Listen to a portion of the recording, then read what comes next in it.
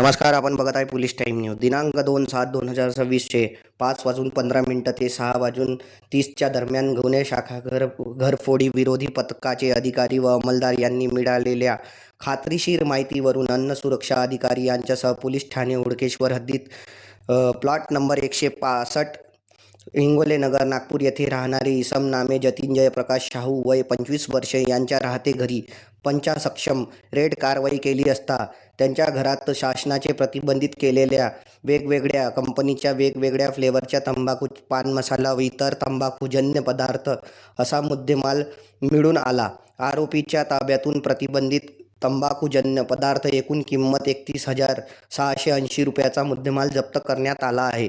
आरोपी हा स्वतःच्या आर्थिक फायद्याकरिता शासनाचे प्रतिबंधित केलेल्या तंबाखूजन्य पदार्थाचे हे बेकायदेशीर व अवैधरित्या विक्रीसाठी साठा करून बाळगताना सक्षम मिळून आला आहे. आरोपी विरुद्ध फिर्यादी अन्न सुरक्षा अधिकारी किरणा रंगस्वामी गेडाम वय 50 वर्षे यांनी दिलेल्या विविध कलमासह गुन्हा नोंदविण्यात आला आहे. आरोपीस अटक करण्यात आली आहे. आरोपीस मुद्देमालसह हुडकेश्वर पोलिसांचे ताब्यात देण्यात आले आहे.